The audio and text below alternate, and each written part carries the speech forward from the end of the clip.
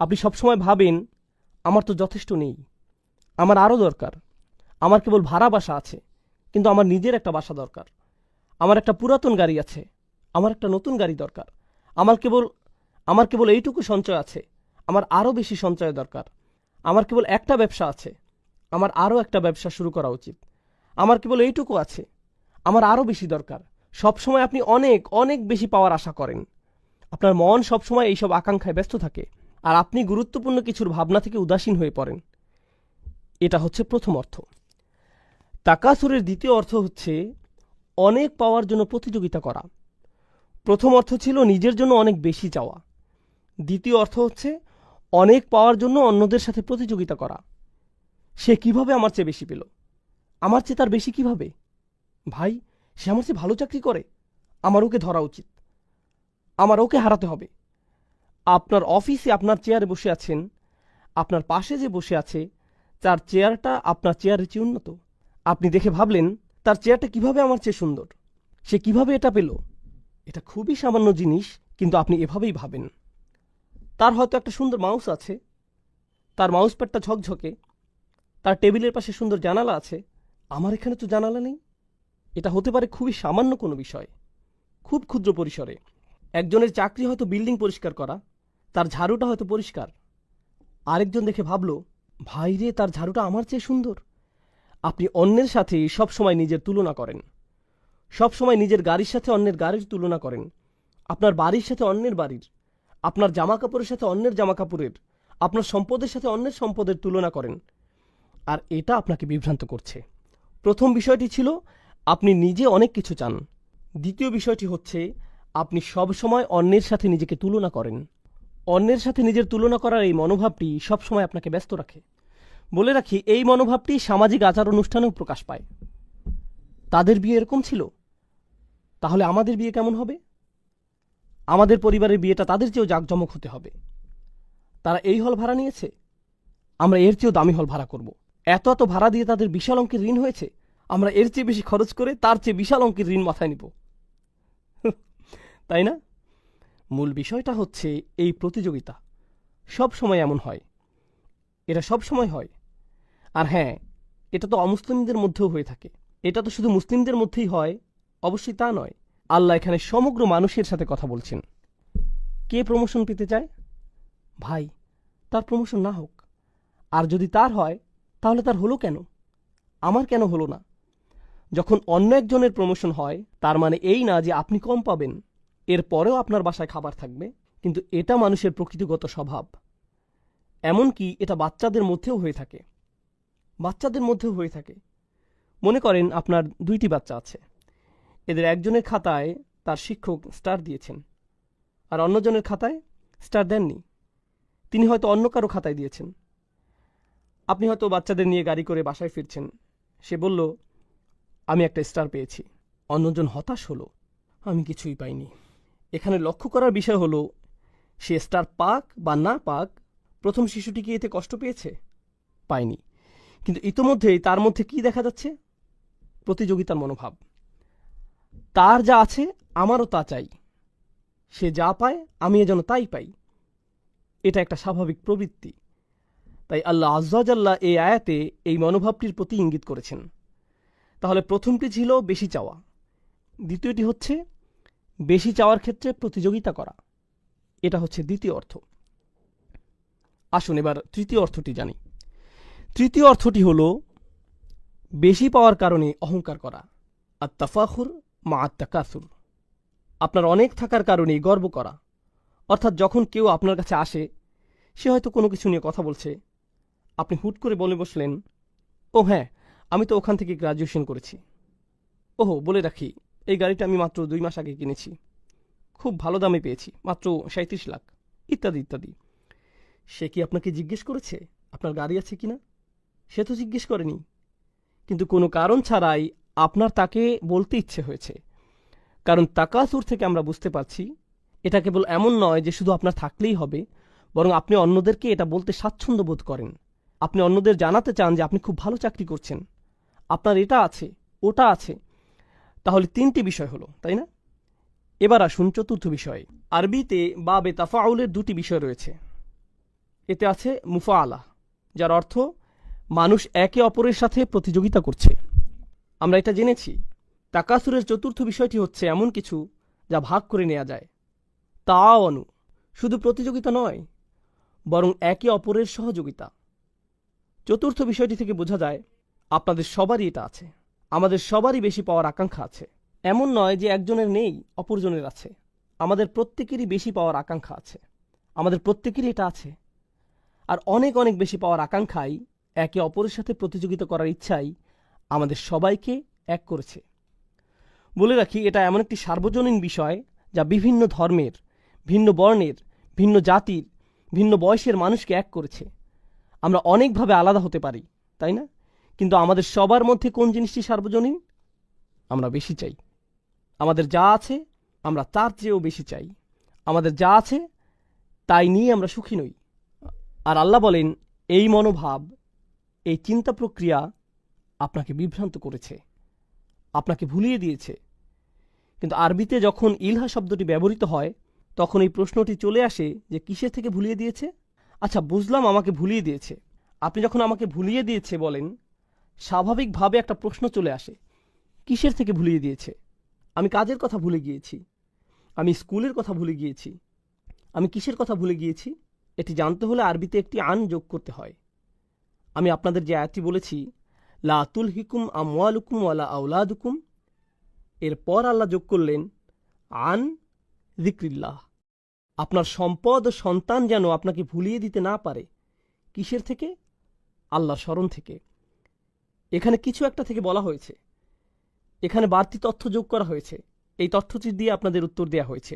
এখন এই সূরায় আল্লাহ আযজা ওয়া জাল্লা আন আইশাইইন বলেননি। তিনি কি বলেছেন? আমাদের ভোলার ব্যাপারে তিনি কি বলছেন? এখানে তিনি উন্মুক্ত রেখেছেন। উন্মুক্ত রাখার মাহাত্ম্য হচ্ছে এটা ইতলাকে পরিণত হয়েছে, এটা শর্তহীন হয়েছে। আপনি নিজে খুঁজে বের করুন। আল্লাহ চান যেন আমরা নিজে খুঁজে বের করি আমরা কি থেকে ভুলে আছি।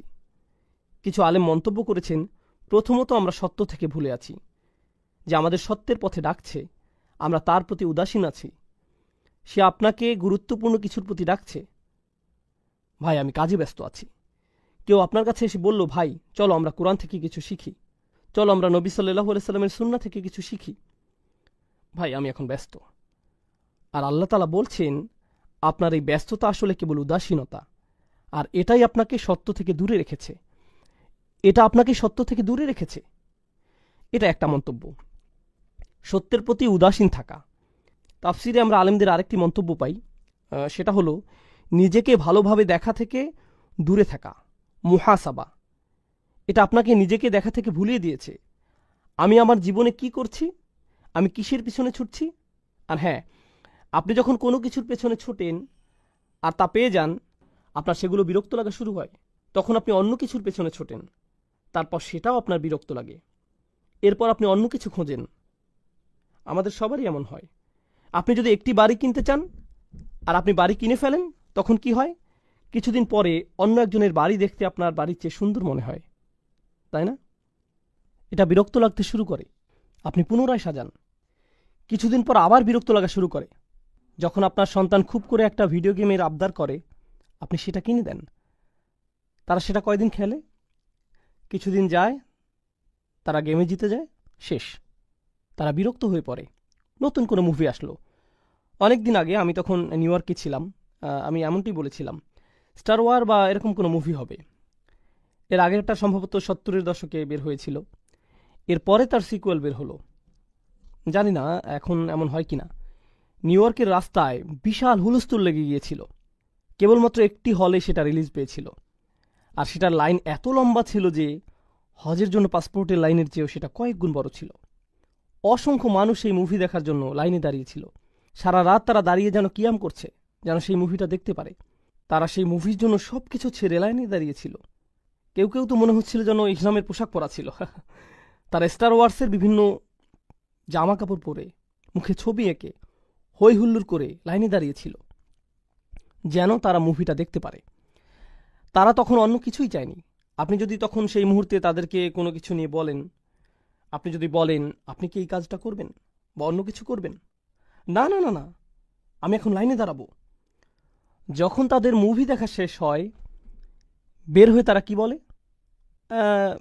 এর চেয়েও ভালো হতে পারত, না অতটা ভালো ছিল না, স্পেশাল ইফেক্টগুলো কিছুটা রংচঙে ছিল, এটা সেটা। ভাই, আপনি এটা এত বেশি করে চেয়েছিলেন, আর কি হলো? আপনি বিভ্রান্ত হয়েছেন। আপনি ভেবেছেন এটা আপনাকে সুখী করবে, আর এজন্যই আপনি এটা করেছেন। আর যখন আপনি এটা শেষ করলেন, আপনি কি সুখী হয়েছেন? না, আপনি তখন অন্য কিছু নিয়ে পড়ে গিয়েছেন।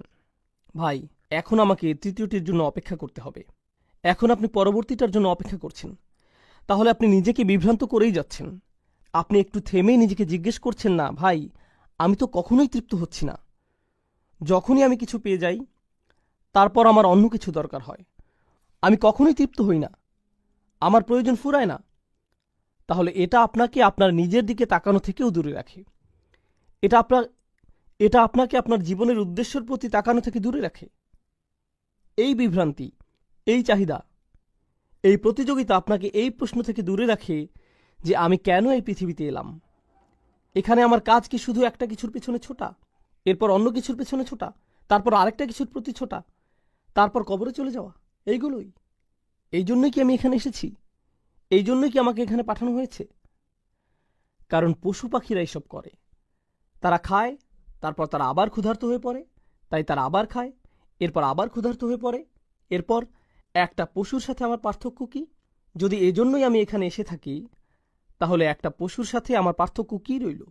কিন্তু আপনি এই প্রতিযোগিতায় এতই ব্যস্ত হয়ে পড়েছেন যে আপনি নিজেকে এই প্রশ্নটি করার সময়টাও পান না। যদি আপনি ভেবেও থাকেন, তা কেবল একটা ভাসমান চিন্তা, এমন কিছু নয় যা নিয়ে আপনি সত্যিই চিন্তিত হয়ে পড়বেন। আমরা আলেমদের আরও কিছু মন্তব্য দেখি। এটা আপনাকে এই সংবাদ থেকে দূরে রাখে, অর্থাৎ কোরআন থেকে দূরে রাখে।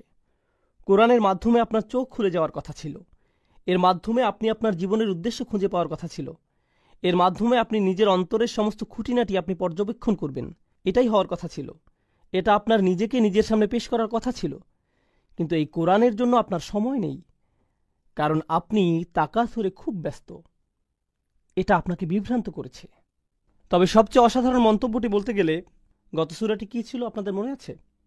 সূরা করিয়া, আল করিয়া, জোরে করা নাড়া শব্দ শুরুতে, আর শেষে হাবিয়া। আল্লাহ বলেন আল্হাকুমুত তাকাসুর। এটা এত বড় বিভ্রান্তি যে এমনকি এটা আপনাকে আল করিয়া থেকেও দূরে রাখে। পুরো পৃথিবী একদিন কেঁপে উঠবে, এমন সত্য থেকে এটা আপনাকে দূরে রাখে। জাহান্নামের আগুন আমাদের সামনে চলে আসবে। কিছু মানুষের পাল্লা ভারী হবে, কিছু মানুষের পাল্লা হালকা হবে।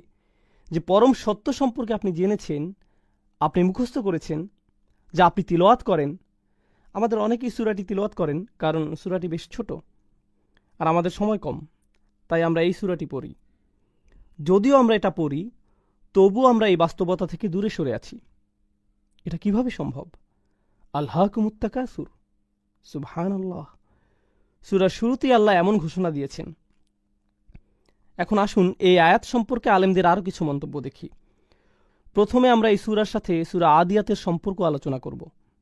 আপনাদের মনে আছে সূরা আদিয়াতে আমরা দুনিয়ার প্রতি আমাদের মনোভাব নিয়ে পড়েছিলাম? এই সূরাতেও তাই। ওই সূরাটিতে আল্লাহ বলেন ইন্নাল ইনসানা লিরাব্বিহি লাকানুদ, নিশ্চয়ই মানুষ তার রবের প্রতি বড়ই অকৃতজ্ঞ। ওয়া ইন্নাহু আলা যালিকা লাশাহিদ, আর নিশ্চয়ই সে এই বিষয়ে সাক্ষী। ওয়া ইন্নাহু লিহুব্বিল খায়রি লাশাদীদ, আর নিশ্চয়ই সে ধন সম্পদের প্রতি খুবই আসক্ত।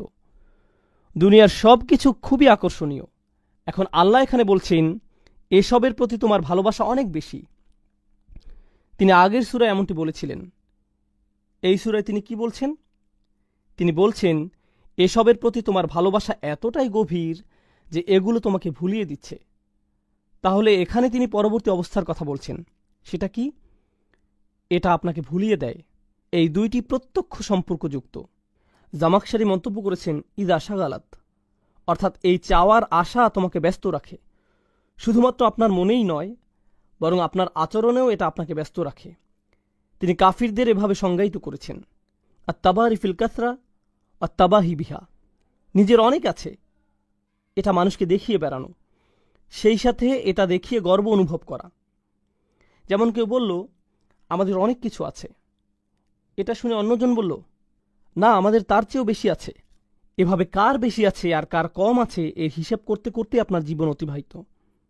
সুবহানাল্লাহ। শাওকানি রহমাহুল্লাহ তাকাসুর নিয়ে মন্তব্য করেছেন, তারা একে অপরকে কার কি বেশি আছে সেটা দেখিয়ে বেড়ায়। খুবই গুরুত্বপূর্ণ কথা বলেছেন। তিনি বলেছেন, এখানে বিভ্রান্তি বলতে টাকা পয়সা অথবা সন্তানটিকে বোঝানো হতে পারে। আল্লাহ যে বিভ্রান্তির কথা বলেছেন তা হল সম্পদ আর সন্তান। তিনি কেন এমনটি বললেন? আরেকটি জায়গায় ইলহা কিভাবে ব্যবহৃত হয়েছে?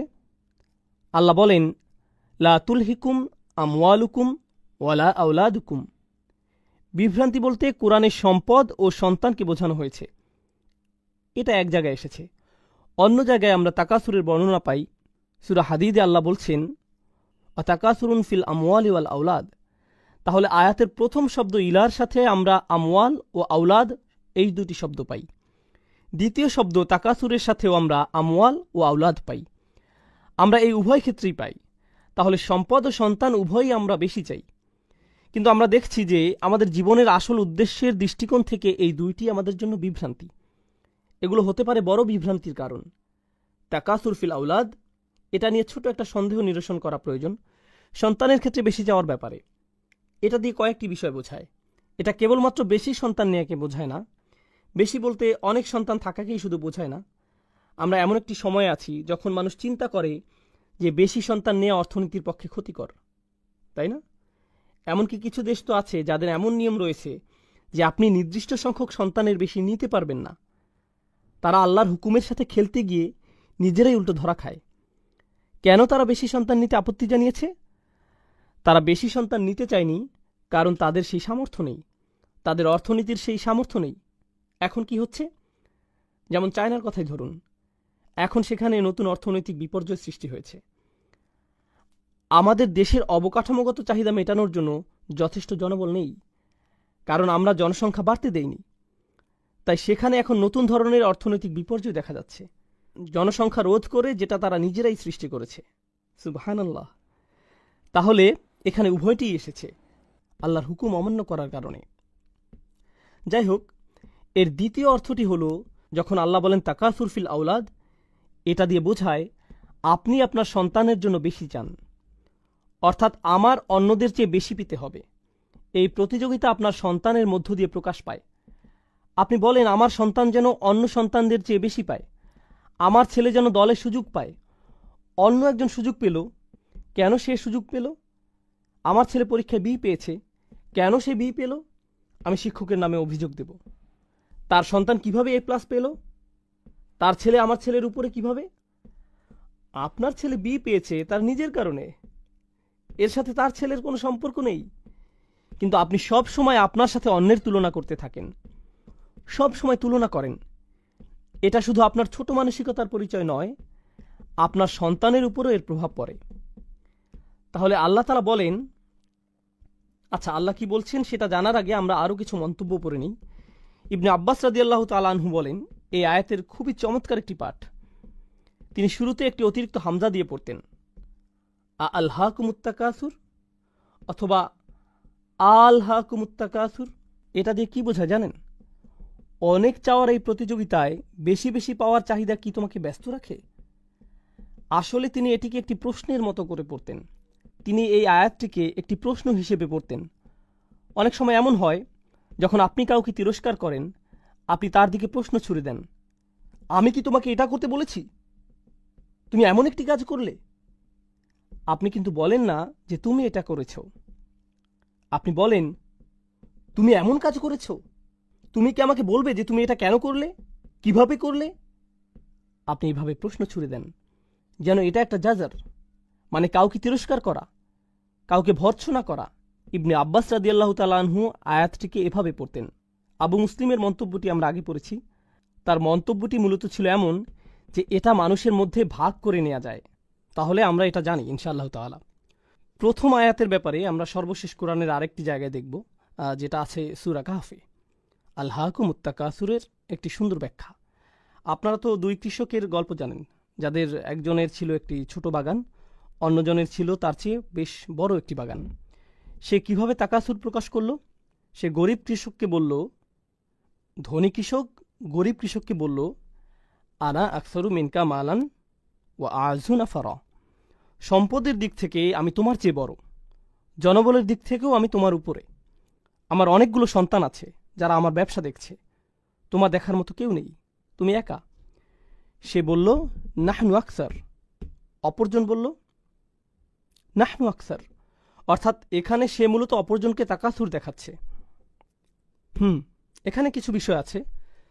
আমি যদিও আপনাদের বলেছি যে এটাই শেষ মন্তব্য, তবুও এই মন্তব্যটি পড়া উচিত, এটা গুরুত্বপূর্ণ ইনশাআল্লাহ। এখানে বলা হচ্ছে যে আল্লাহ বলছেন এটা তোমাকে বিভ্রান্ত করছে, কিন্তু তিনি এটা বলেননি যে কি তোমাকে বিভ্রান্ত করছে। এটা শাওকানি রহমাহুল্লাহর মন্তব্য।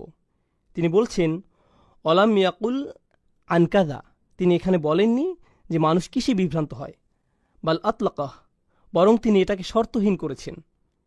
কারণ এটাকে শর্তহীন করায় তাচ্ছিল্য, তিরস্কার বা সমালোচনার জন্য এটা আরও অলঙ্কারপূর্ণ হয়েছে।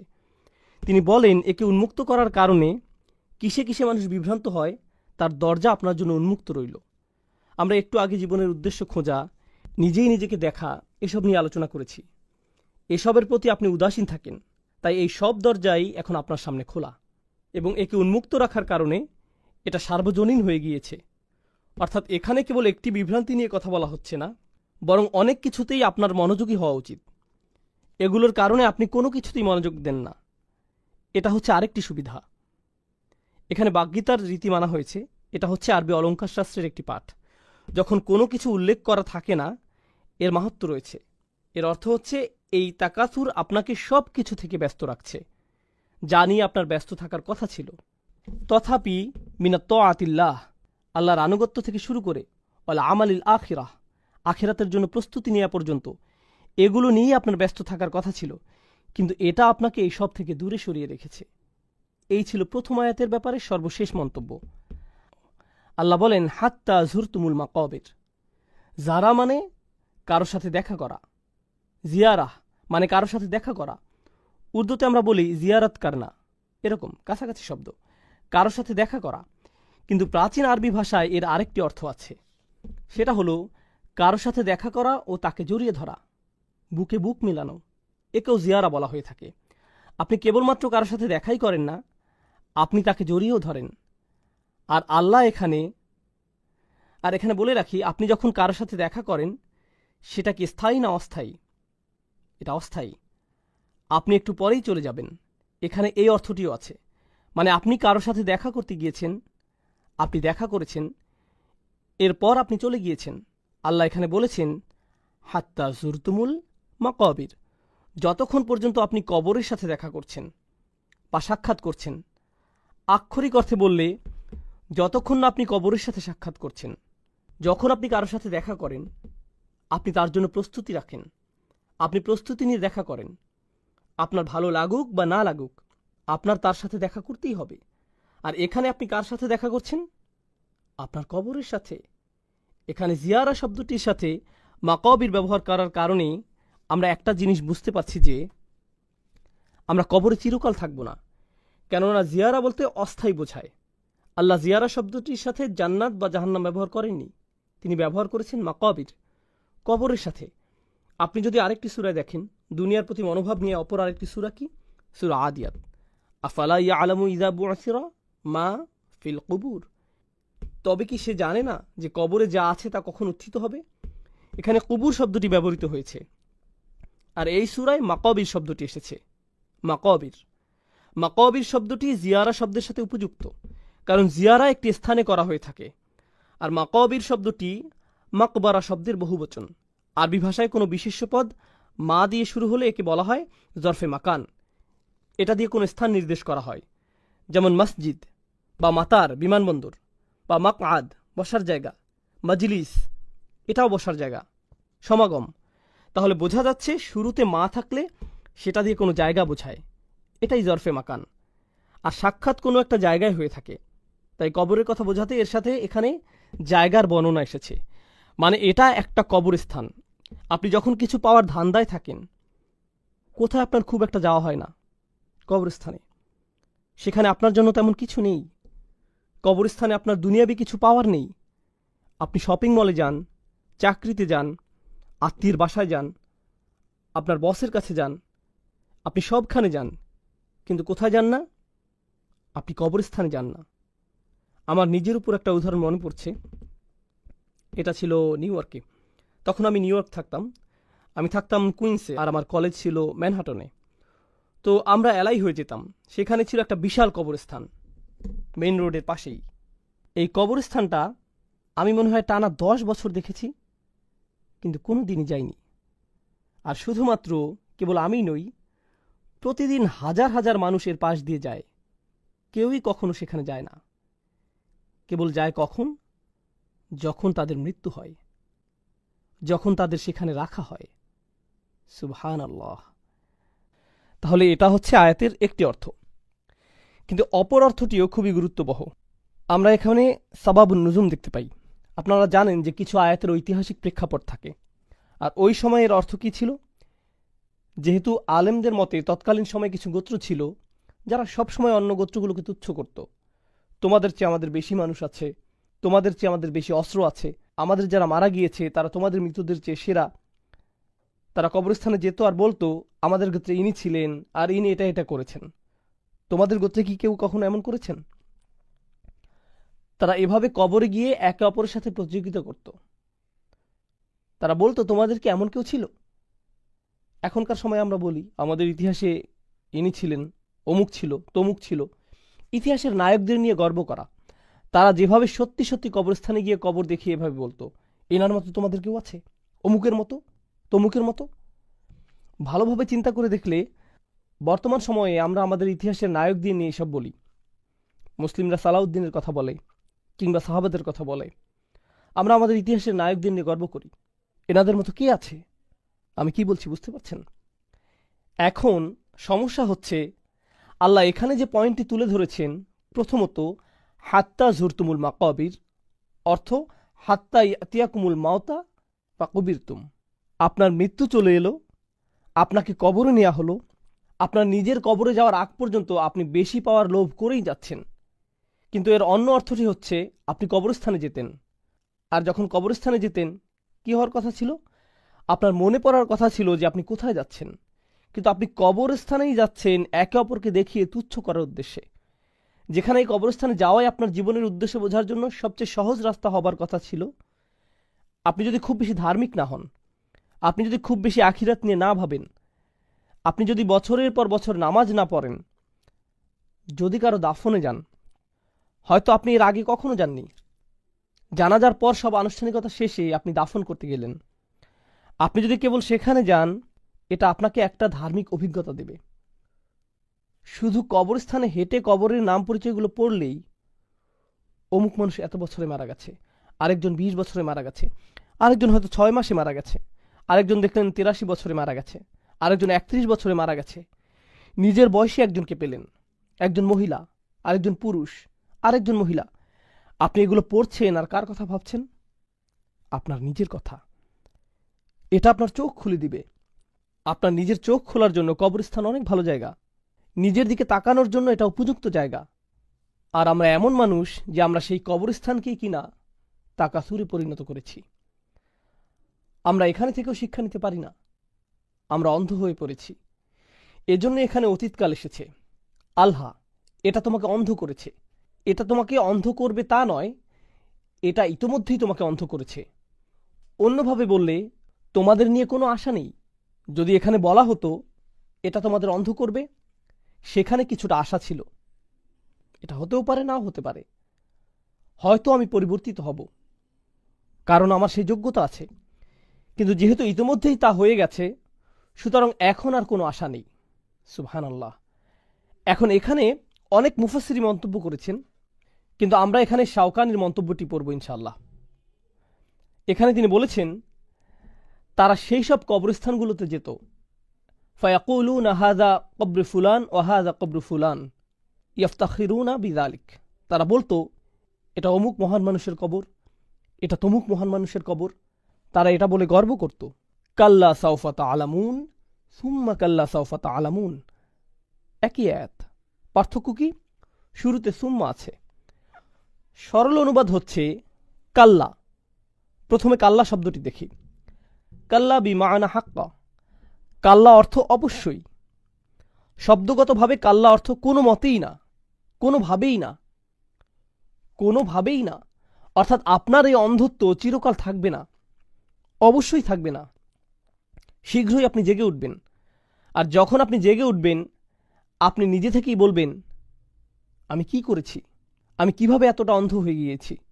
আপনি দেখবেন কিছু মানুষ আছে যারা দুনিয়ার মোহে এতটাই অন্ধ, আপনি যদি তাদের ঘুম ভাঙানোর চেষ্টা করেন, আপনি যদি তাদের জীবনের অর্থ বলার চেষ্টা করেন, তারা এটা শুনতেই আগ্রহী না। আপনি মনে মনে ভাবেন, ভাই, এই লোকটি কোনোদিন সত্য উপলব্ধি করবে না, একে নিয়ে কোনো আশা নেই, এই লোকটি কোনোদিনই বুঝবে না। আল্লাহ তাদের উদ্দেশ্যে বলেন, কাল্লা, না, একদিন সময় আসবে, অবশ্যই তারা শুনবে, কোনো অন্ধত্ব থাকবে না। আর এটা কিন্তু কবরে যাওয়ার পর, তাদের দাফনের পর। তাহলে কাল্লা সাউফা তাআলামুন প্রথম আয়াত, খুব তাড়াতাড়ি তুমি বুঝতে পারবে। সা তাআলামুন অর্থ শীঘ্রই তুমি বুঝতে পারবে। সাউফা তাআলামুন, খুব শীঘ্রই তুমি এটা বুঝতে পারবে। মানে হচ্ছে তোমার মৃত্যু খুবই কাছে। এটা শুধু কাছে নয়, বরং খুবই কাছে। যখনই তোমার মৃত্যু আসবে, তুমি বুঝতে পারবে। আলী রাদিয়াল্লাহু তাআলা আনহু বলেন, আন-নাসু নিয়াম, মানুষ ঘুমাচ্ছে। তিনি বলেন, মানুষ ঘুমাচ্ছে, আর যখন তারা মৃত্যুবরণ করবে, তারা জেগে উঠবে। মরার পরই তারা জেগে উঠবে। এই আয়াতটি সম্পর্কে তিনি এমন মন্তব্য করেছেন রাদিয়াল্লাহু আনহু। তাহলে আমরা দেখতে পাচ্ছি, কাল্লা সাউফা তাআলামুন, শীঘ্রই তুমি বুঝতে পারবে। কখন বুঝতে পারবে? আপনি বুঝতে পারবেন যখন আপনি কবরে যাবেন। ভাই, আমার কি করা উচিত ছিল, আমার কি নিয়ে ব্যস্ত থাকা উচিত ছিল, আপনি খুব শীঘ্রই বুঝতে পারবেন যখন আপনি কবরে যাবেন। আর প্রশ্ন শুরু হয়ে যাবে। আপনি বুঝতে পারবেন যে আপনি কতটা অন্ধত্বে ডুবেছিলেন। এটা হচ্ছে প্রথমটি। এরপর আল্লাহ বলেন, সুম্মা কাল্লা সাউফা তাআলামুন, অতঃপর আবার সুম্মা কাল্লা সাউফা তাআলামুন। কয়েকজন আলেম মন্তব্য করেছেন, এই আয়াতটি শুধুমাত্র গুরুত্ব দেওয়ার জন্য ব্যবহৃত হয়নি। প্রথম আয়াতটি কবরে প্রশ্নের মুখোমুখি হওয়ার কথা বোঝাচ্ছে। তখন আপনি বুঝতে পারবেন আপনি কতটা ভয়ঙ্কর পরিস্থিতির মধ্যে ছিলেন। আর দ্বিতীয়বার শীঘ্রই তুমি বুঝতে পারবে দিয়ে বোঝাচ্ছে, যখন আপনি কবর থেকে বের হবেন, বিচারের দিন শুরু হবে, আর আপনার সব ভালো আমল ধ্বংস হয়ে যাবে। আপনি আসল বাস্তবতা দেখতে পাবেন। তখন আপনি সত্যি সত্যি বুঝতে পারবেন আপনি কতটা মোহগ্রস্ত ছিলেন। পুরো আমলনামা আপনার সামনে থাকবে। দ্বিতীয়বারের আমলনামা প্রথমবারের চেয়ে আরও ব্যাপক আকারে থাকবে। কবরে আপনাকে প্রশ্ন করা হবে, কিন্তু সেখানে সব কিছু থাকবে না। যখন আপনি বিচারের দিনে উপস্থিত হবেন, আপনাকে কিভাবে জিজ্ঞেস করা হবে? সম্পূর্ণভাবে। যেহেতু দ্বিতীয়বারের জিজ্ঞাসা প্রথমবারের চেয়ে ভয়াবহ হবে, এজন্যই দ্বিতীয় আয়াতে সুম্মা শব্দটি সেই ভয়াবহতা বোঝাচ্ছে। সুম্মা দিয়ে কয়েকটি জিনিস বোঝায়। এটা তাহকিম যোগ করে, এটা তাহউইল যোগ করে, এটা দিয়ে গুরুত্ব বুঝায়, এটা দিয়ে ভয়াবহতা বুঝায়, এটা দিয়ে বাক্যের সম্পূর্ণতাও বুঝায়। তাহলে আল্লাহ আজ্জা ওয়া জাল্লা বলছেন, কাল্লা সাউফা তাআলামুন সুম্মা কাল্লা সাউফা তাআলামুন। আল জামাখশারি খুবই চমৎকার একটা মন্তব্য করেছেন। তিনি বলেছেন, ইনজার আল ইয়াখাফু ফায়ালতাবিহু মিন গফলাতিহিম। এটা আল্লাহর পক্ষ থেকে একটা নিয়ামত, এটা একটা সতর্কবার্তা, যাতে তারা তাদের অন্ধত্ব ও মোহ কাটিয়ে উঠতে পারে। আর এই পুনরাবৃত্তির মাহাত্ম্য হচ্ছে, এখানে পুনরায় বলার কারণে আরও জোর দেয়া হয়েছে। আমি বলে দিচ্ছি, আমি তোমাকে বলে দিচ্ছি। এভাবে দুইবার বললে কেমন শোনায়? যে শুনবে সে পুরোপুরি সতর্ক হয়ে যাবে। ধরুন আপনার বাচ্চারা পার্কিংয়ে খেলছে, আপনি সত্যিই চান যে তারা খেলা বন্ধ করুক। থামো থামো থামো। আপনি একবার বলেন না, কয়েকবার বলেন, কয়েকবার বলেন। কথার গুরুত্ব বোঝাতে আপনি কি করেন? আপনি বারবার বলেন। তুমি বুঝতে পারবে, তুমি বুঝতে পারবে। কাল্লা সাউফা তাআলামুন সুম্মা কাল্লা সাউফা তাআলামুন। আল্লাহ যেভাবে আমাদের সতর্ক করেছেন, তা এই পুনরাবৃত্তির মাধ্যমে ফুটে উঠেছে। আল আউয়ালু আসাদ আরবিতে এভাবে ব্যবহৃত হয়ে থাকে। যেমন আকুল উলাক সুম্মা আকুল উলাক, আমি বলে দিচ্ছি। ভাই, আমি তোমাকে বলে দিচ্ছি। দ্বিতীয়বার বলতে হয়। আপনি এভাবে দুইবার বলেন। বিষয়টি হচ্ছে, এভাবে দুইবার না বললে এর তেমন প্রভাব পড়বে না। তারা এটাকে স্বাভাবিকভাবে নিবে। সুতরাং আপনাকে এমন শক্তভাবে বলতে হবে। আমাদের সমস্যা হচ্ছে কোরআন আমাদের কাছে কেবলই একটা বই, আমরা এটা পড়ছি, কিন্তু কাফেরদের সামনে যখন কোরআন পাঠ করা হতো তখন এটা বই আকারে পড়া হতো না। এটা কিভাবে উপস্থাপিত হতো? কথার মতো করে। আর যখন আপনি কিছু বলেন, আপনার শ্রোতা এর আবেগ অনুভূতি বুঝতে পারে, কিন্তু লেখার মধ্য দিয়ে এটা ততটা সহজ নয়, কিন্তু কথাই সম্ভব। এজন্যই এখন যদি আপনি কোরআন পড়েন, আপনি হয়তো সেভাবে প্রভাবিত হবেন না, কিন্তু যখন আপনি নামাজে এটা শুনবেন, বলুন তো কি হবে? আপনার হৃদয়ের মধ্যে এটার প্রভাব থাকবে। কারণ কোনো কিছু শুনলে এর একটা প্রভাব আছে, কিছু শুনলে এর প্রভাব হৃদয় থেকে হৃদয়ে পৌঁছে যায়। কেউ যদি আপনাকে ইমেইলে কোনো উপদেশ দেয়, আপনি ততটা গুরুত্ব দেন না। কেউ যদি আপনাকে ফোন করে কিছু বলে, আপনি যথেষ্ট গুরুত্ব দেন, কারণ যখন আপনি তার কথা শুনেন, এটা আপনার হৃদয়ে পৌঁছে যায়। তাই কোরআনে আমরা দেখি যে সাহাবারা বলেননি করানা ও আতানা, আমরা পড়লাম আর আমরা মানলাম। তারা কি বলেছেন? সামিআনা ও আতানা, আমরা শুনলাম এবং আমরা মানলাম। লেখা পড়তে হয় আর কথা শুনতে হয়। আর এটা এতটাই শক্তিশালী যে মানুষ যখন শোনে তখন তা করতে বাধ্য হয়। আমাদের দারসুল কোরআনের মাহাত্ম্য হলো, আমরা জানি কোরআনের উপর লেকচার হয়, জ্ঞানী ও যোগ্য আলেমরা এটা পরিচালনা করেন ইনশাআল্লাহ। এর একটি মাহাত্ম্য হচ্ছে এটা কোরআনেরই একটি সুন্নাহকে পুনরুজ্জীবিত করে। কোরআন প্রাথমিকভাবে পড়ার জন্য আসেনি, কোরআন প্রথমত শোনার জন্য এসেছে। নবীজি সাল্লাল্লাহু আলাইহি সাল্লাম মানুষদের সামনে এটা তিলাওয়াত করতেন যেন তারা এটা শুনতে পারে। ইয়াতলু আলাইহিম আয়াতিহি। আর যখন এটা পড়া হয় তখন এর শক্তি ও আবেগের আবেদন কিছুটা কমে যায়, যখন এটা শোনা হয় না। কাল্লা লাউ তা'লামুনা ইলমাল ইয়াকিন, কখনো নয়, তোমরা যদি নিশ্চিত জ্ঞানে জানতে। লাউ হচ্ছে কালিমাতুল হাসর। এটা এমন একটি শব্দ যা দিয়ে বোঝায়, একে বলা হয় আফসোস। আল্লাহ আজ্জা ওয়া জাল্লা এখানে তাদের পক্ষ থেকে আফসোস করছেন। যদি তোমরা নিশ্চিতভাবে জানতে, যদি তোমাদের সত্যিই জ্ঞান থাকতো। কেমন জ্ঞান? তিনি বলছেন ইলমাল ইয়াকিন, যদি তোমাদের সুনিশ্চিত জ্ঞান থাকতো, যা অবশ্যই ঘটবে, তা যদি তোমরা জানতে।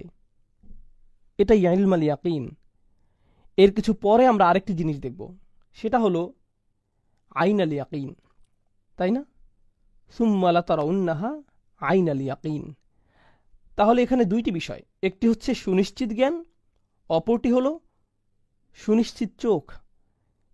এগুলো বর্ণনাত্মক বাক্য, আমরা এগুলো নিয়ে পরে আলোচনা করব ইনশাআল্লাহ তাআলা। এরপর আমরা দেখি যে কোরআনে তৃতীয় আরেকটি বিষয় উল্লেখ করা হয়েছে যা দুইবার এসেছে। আল্লাহ আজ্জা ওয়া জাল্লা হাক্কুল ইয়াকিন শব্দটি ব্যবহার করেছেন, ওয়া ইন্নাহু লা হাক্কুল ইয়াকিন। তাহলে প্রথমে হচ্ছে ইলমাল ইয়াকিন, আইনাল ইয়াকিন এবং হাক্কুল ইয়াকিন, তিনটি বিষয়।